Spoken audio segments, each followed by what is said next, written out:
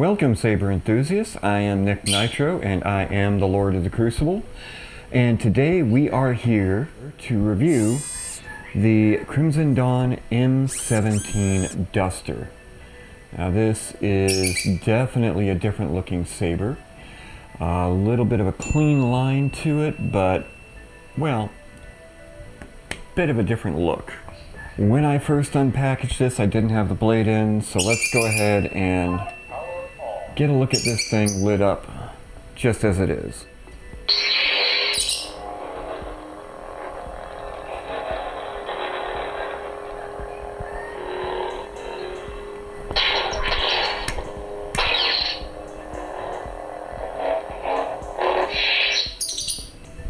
So as you can see, the smooth swing is really sensitive. This is the V8 core that Crimson Dawn offers, just like the last saber I reviewed. Gesture controls, you've got 12 sound fonts, and the smooth swing is just, so sensitive you can hear the stutter in your hand as you're moving it. So there's also another feature that I like mostly for cosplayers and light duelists, and that's going to be this screw right here. This is your takedown screw. All you have to do is take that right out. No tools necessary. However, for dueling and for the purposes of testing, I will be using the blade retention screws that came with this, and I will be adding 2 into these areas right around the edge.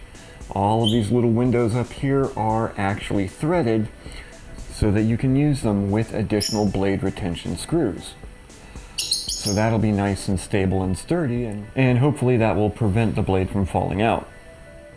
So, like I do with every other saber, let's get a few measurements in here and record everything, because this is going to be very interesting. Oh, before we start that,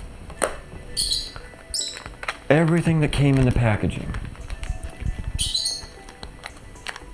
This is the actual manual.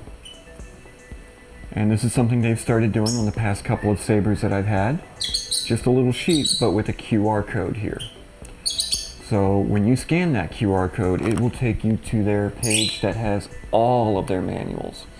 And the check mark on the paper here tells you exactly which manual you need, and that gives you all of the functions for the saber. You also get your standard charging cable, which for this saber is a USB-C connector. Right there. So you've got that there. And then you get your parts kit. Now this parts kit has a lot more items in it than you would normally get. You've got a whole lot of screws, but they're not all blade retention screws.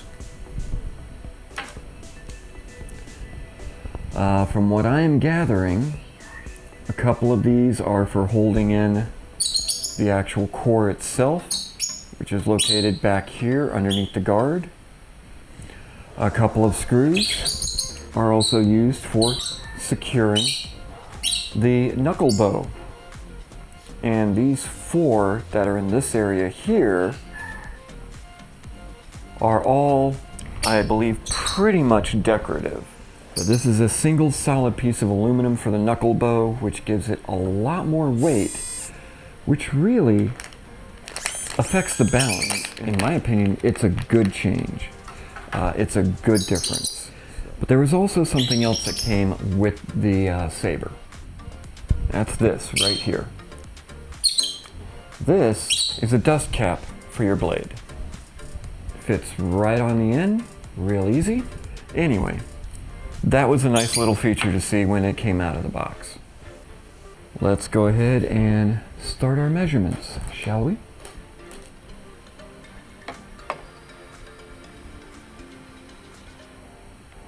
And that is going to be 1 pound, 1.8 ounces.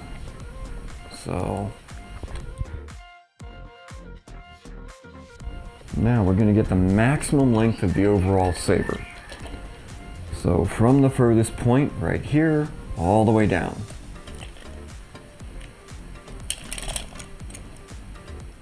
I'm going to call that 10 inches.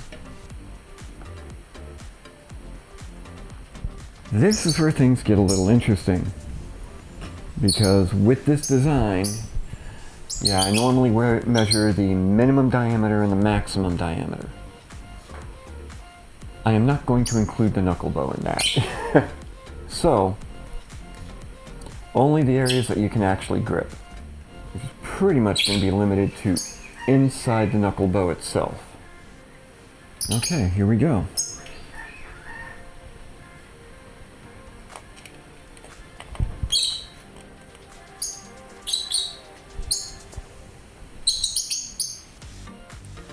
.218 inches. Right there. Okay. And that is the minimum diameter. That's going to be these little grooves right in the grip. Now our maximum diameter is more than likely going to be these lands up here. So you've got your lands and your grooves, your high points and your low points. Going to measure the lands right here. That.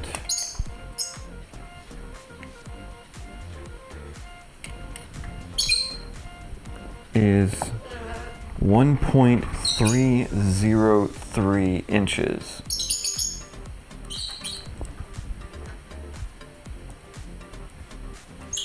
Let's go ahead and look at the blade socket depth. Okay, let's get a look at the depth of the blade socket.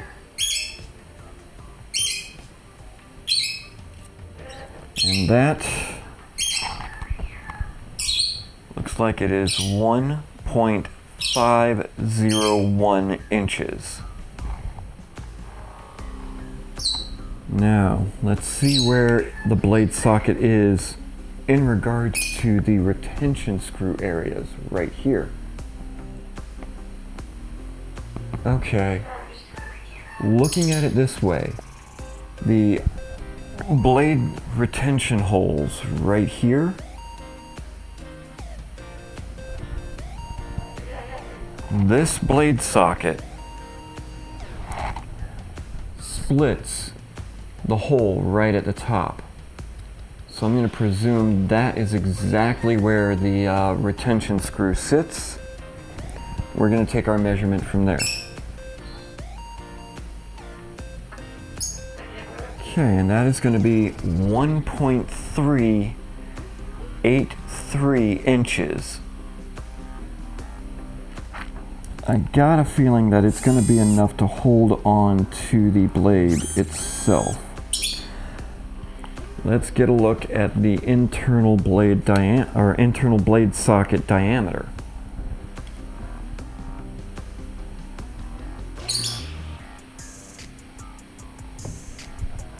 That was 1.003 inches in diameter.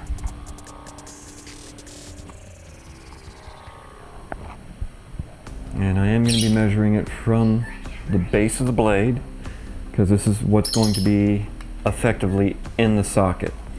So even if there are some size variations throughout the blade wall itself, this is the area that we're worried about.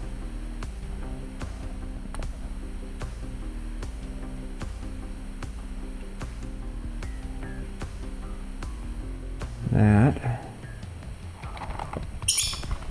is 0.997 inches. So that gives us a good amount of space, which means you should be able to insert and remove the blade without any difficulties. There we are. Now, this next measurement is the one that I consider the most important. This is the balance point. And for me, I don't know if it applies to anyone else, but where the balance point is can literally affect my particular style of swinging the saber.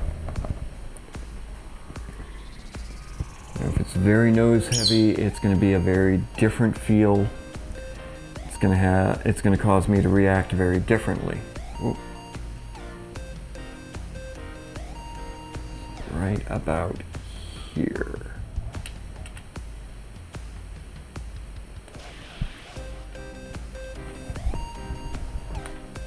That I'm showing is about 1¼ inches